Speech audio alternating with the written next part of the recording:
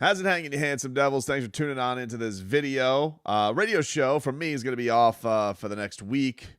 I will be in parts unknown. So if anything crazy happens, we'll see. So if the content's a little bit quiet this upcoming week, just know I'm away for my anniversary. And, I know it may be a crazy week ahead with Kyrie's opt-out coming in and the stuff swirling around the Nets and Bradley Beal and all that type of stuff. Trust if something crazy bombshell happens, you'll hear from me. But if it's not, don't be surprised that it's going to be a pretty quiet week for me. And then obviously we'll hit the ground running with whatever the new Heat roster looks like. And Dolphins training camp being just around the corner, all that type of stuff. But did feel I wanted to pop on and discuss this. So we've been talking a lot about the Kyrie Irving stuff in regards to the Miami Heat, and there's an interesting plot twist to that happened over the weekend that we'll get to here in just a second. But found it interesting. I get sent these all the time from these betting websites, and people want to set odds for things. They're usually like silly stuff, like what will be the next team such and such lands on, and get them for Russell Westbrook. Anybody who's basically in the news that they can set up some action for, they do. So they'll set out a Bradley Beal's future team, a Kyrie Irving's future team, and then a Kevin Durant. Because all this stuff with Kyrie has kind of led to the speculation, would Kevin Durant be rats off a ship should Kyrie Irving decide that he's done with the Nets, doesn't want to opt in, wants to go somewhere else, that the bridges are burned too much. And so what will that fallout mean for Kevin Durant? Big reason that those two went there in the first place was because the Brooklyn Nets brought them both in. They wanted to play together. And interestingly enough, these odds come out from, I got them from betonline.ag, so shout out. But I know that multiple places have sent these odds out, and in multiple places, the favorite to land Kevin Durant, should he leave the Brooklyn Nets, is the Miami Heat.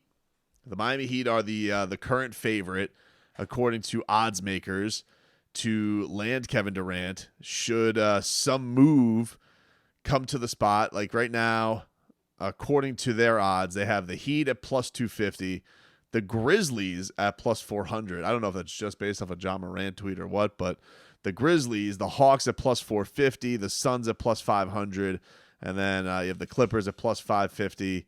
Knicks plus 600, and so forth. A return to Oklahoma City would be plus 800. And then you have Lakers plus 1,200 plus, and Golden State, return to Golden State plus 1,400. I feel like they should be a little bit higher on that list, to be honest with you. But, in these same lists, you had Kyrie Irving very high on the list. You have Bradley Beal very high on the list.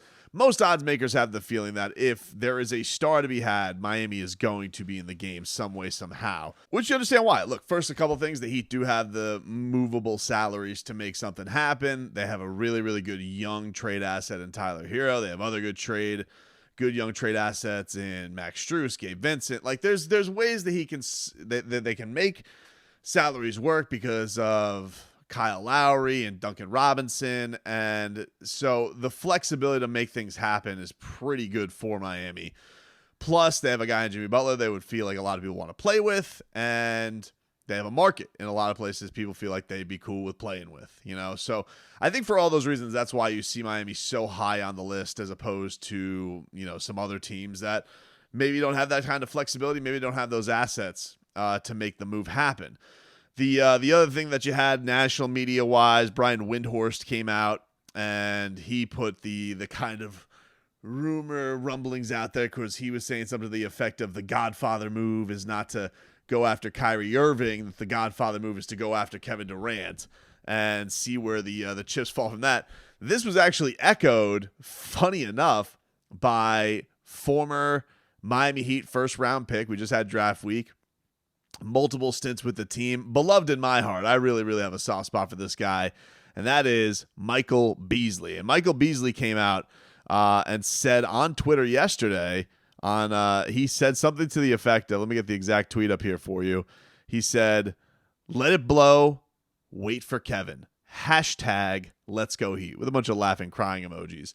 And Michael Beasley, for those who don't know, very close to Kevin Durant, both from the same area. If you've seen Kevin Durant's the documentary is on Showtime with Kevin Durant, you'll see actually Michael Beasley. And then they put actually him not as NBA star, but they put him as Kevin Durant's friend or childhood friend. So there's a close relationship there with Kevin Durant and Michael Beasley. I would be for bringing if Kevin Durant were to come to Miami Heat, I would be for bringing Michael Beasley back and having another stint here with Super Cool Bees. I love Super Cool Bees. I always will. But for him to it's interesting because you have a guy here who has ties to the organization, did come back for the last year of the Big Three era, and obviously has very, very close ties to Kevin Durant. And so it is interesting to hear Michael Beasley say something to this effect of just wait for Kevin. See what goes down there, which is another interesting part of the whole dynamic, because if you are the Miami Heat, how likely do you really feel it is you could trade for Kevin Durant? What does that take? How long does it take to make that deal? Because he's not under the gun, and the Nets are certainly not under the gun like they would be with a Kyrie Irving deal, where Kyrie Irving has an opt-out, has to decide on his future, has to decide if he's going to opt out, opt in. That has a clock on it. Like the Kyrie Irving thing, we're going to have some resolution to it. It feels like either this week or maybe the week after that. There is going to be something we know about Kyrie Irving pretty soon. With Kevin Durant just is in the midst of a max deal, and there's really no reason for the Nets to rush, which makes you feel like you would really have to blow them away with a crazy offer, which is where I really feel like this hits the snag, because I feel like where Kyrie Irving, the reason that attracted me as a Heat fan, and it's not to say Kevin Durant doesn't, I'll get to it in a second, but the reason that Kyrie Irving attracted me as a Heat fan, the reason this deal did, is I feel like they need to do something in that point guard spot that bolsters them a little bit more offensively, get a little bit younger. And I don't feel like you have to give the farm away, because I think part of it is going to be Kyrie is going to manipulate where he wants to go because of the future deal, who's willing to pay the money. And because of that, I don't feel like that takes as you say, a Godfather offer. I feel like that takes a nice offer. You're basically telling the Nets, don't lose him for nothing. This was very similar to Jimmy Butler, where they didn't give up very much. They gave up Josh Richardson. The trade for Kyle Lowry, they gave up Precious Achiuwa. So I don't feel like a deal for Kyrie Irving, ends with them giving up Tyler Hero. For a deal for Kevin Durant, if I am the Brooklyn Nets, I'm not only asking for Tyler Hero, but I'm asking for Bam Adebayo. And this is where the problem really lies with the Miami Heat, because it's not just getting Kevin Durant. You need to bring in Kevin Durant, and you need to have a contender ready for him. And for the Miami Heat to do a deal where they would have to give up essentially their two best assets, but two guys who are big-time rotational players, big contributors on the team, how do you justify giving away that to bring in Kevin Durant, who just got swept by a team that you went 7 games and were a shot away from beating? You know what I mean? Like, how in the Miami Heat's mind do you give up Bam at 24 years old, a former All-Star, a guy who probably should have been Defensive Player of the Year this year, but is an all-defensive player in the NBA multiple times running? You know, all the crap that the fans give Bam and say he's not an alpha, he's not this, he's not that. He's one of the best two-way players in the game. And that leans heavily on he's arguably the best defensive player in the league, and also can give you 25 and 11 in a game 7 or a 31 and 10 on the road in the Eastern Conference Finals. So I'm supposed to give that up for a guy who, yes, very arguably is one of the best players on the planet, but he's 34 years old. He has had an Achilles injury. He's had many lower body injuries, and you're bringing him in and really chopping off one of the best parts of your team. Is that good enough? And is it good enough to do that? Just bringing him in, putting him next to Jimmy, putting him next to Kyle Lowry, figuring out the big man spot, and, you know, maybe they're able to bring PJ Tucker back. But, like, is that good enough?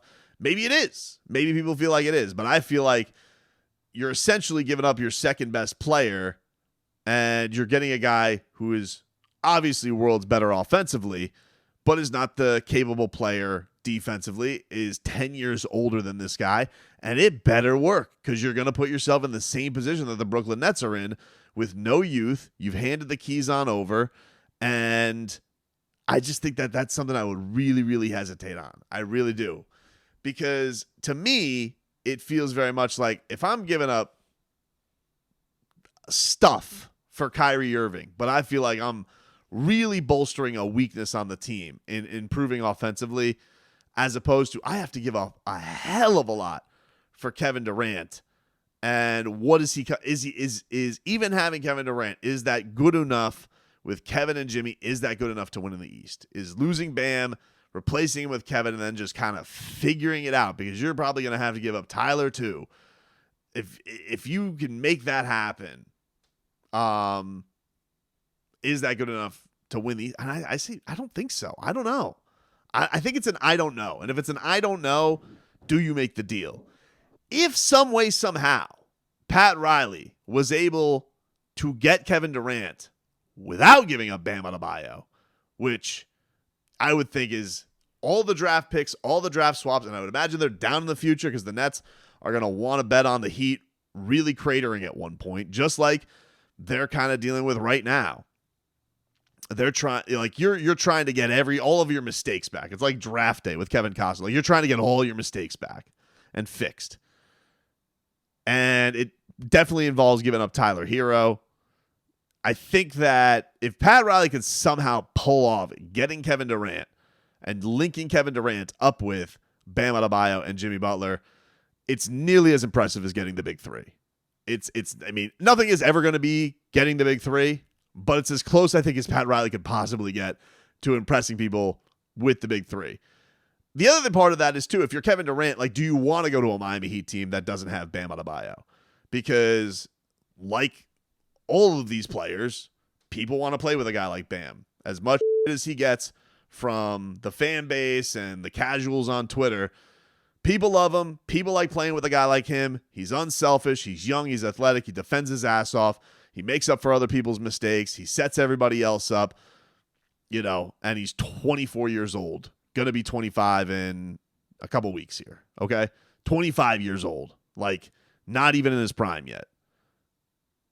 I feel like Kevin Durant, who's going to somewhat dictate where he would want to go. I would think a guy of his star power can do that to some level, saying like, because I think for Kevin Durant, it probably lies something like this. Like, I'm going to be unhappy. I'm going to make a stink, but if you can get me here, make it happen. I'd much prefer that than being here without Kyrie Irving.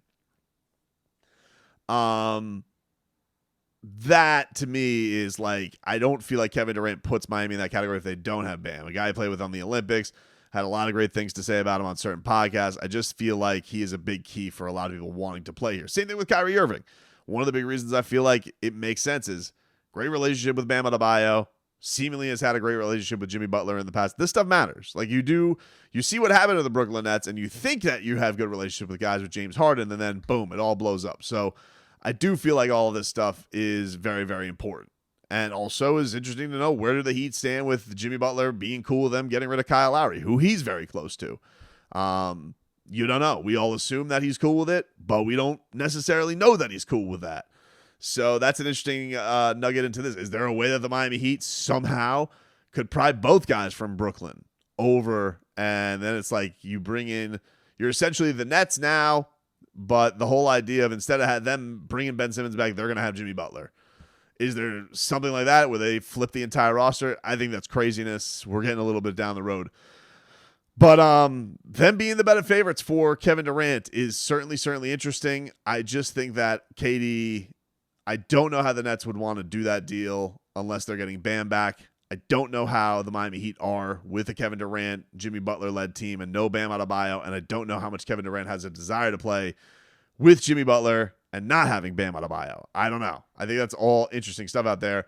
Where the Kyrie Irving thing seemingly is a little less complex, even realizing that he, is a little bit more of an eccentric personality that you have to deal with. Now, there was a bit of a bombshell that was dropped today on social media, and people have mentioned this in the whole Kyrie Irving thing, and probably maybe should have given it more thought.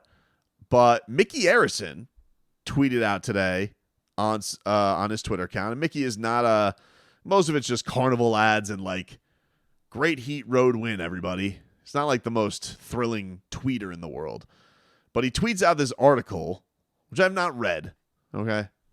But it's the tweet. It's the tweet is the message, I think, in itself, where he says, "This is the best evidence yet that anti-vaxxers kill. The Daily Beast." So it's an article about, it's an article basically against those who are against vaccinations, which we know Kyrie Irving was not vaccinated this year. It's a big reason why he missed. It was the reason he missed all of that action. It's a big reason why he missed half of his salary. It's a big reason why they had to change the rules in New York for him to be active to play, even though he was allowed to sit on the bench. So that is an interesting element to this that I haven't personally discussed yet, because I didn't know. I do feel like we are coming into a situation where the league definitely is loosening the rules. Like, you kind of could feel it as the year was going on, where it'd be like you could be media and you could not wear a mask around the players anymore. And the Heat are very strict about it. I will say that. Like,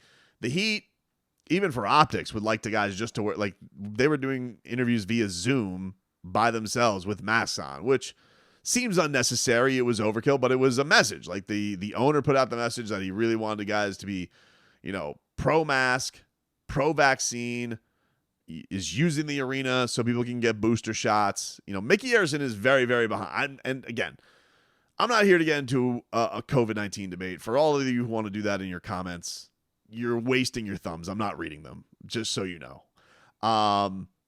But this stuff, I think, does matter when it regards to the guy who writes the checks, pays the players, and definitely has a very pro-vaccine, proactive approach to the pandemic. And that the Heat were very open that they were 100% vaccinated, very open that they got guys boosted. I think there was at one point, remember, where people were wondering if Tyler Hero was going to get vaccinated because his girlfriend was posting, anti-vax stuff on Instagram and things like that. And, then they showed, Tyler Hero getting the vaccine. Like, they have been very, wear your mask. Players wear your mask, coaches wear your mask. And is that enough of an element for them to say, dude, we're not going after Kyrie Irving? I don't know what to tell you. Like, we don't know when the next part of the pandemic strikes. We don't know when the next part of this gets ramped up again. We don't know if numbers spike, do we have to clamp up again? And then we have Kyrie Irving, and he doesn't want to follow the rules that everybody else seems to be fine following, because then Jimmy Butler's going to say, do I want to follow these rules? And Tyler Hero's going to go, do I want to follow these rules? And Bam's going to say, do I want to follow these rules? So I think that's an interesting thing that we have to keep in mind when it comes to the Miami Heat. If the owner is putting a tweet like this out there in the midst of his team having supposed reported interest, some level of interest, I believe is what Mark Stein reported, in Kyrie Irving, do they really? Do they really? And are we getting to a point where is this going to deter you enough to not bring in a Kyrie Irving? I don't think it's nothing. I I always play this game on my radio. It could be something, could be nothing. This is not nothing. I don't feel like this is nothing. But, does basketball, Mickey does trust his basketball people too. And does Pat Riley take him aside and say, hey, let's have a talk about this? I don't know. It's an interesting thing, but it is, when I see this and then I think about how the organization acts towards this, it definitely, I feel like, is a factor in the pursuit, the potential pursuit of a Kyrie Irving, which, maybe now, according to everybody, is now turning into a possible pursuit of Kevin Durant. This is going to be a hell of an offseason, man. There is a lot of stuff that's out there. This is one of my favorite parts of the year. I love the rumor mill. I love the reports. I love all of this stuff. This stuff gives me the goosies to a big degree.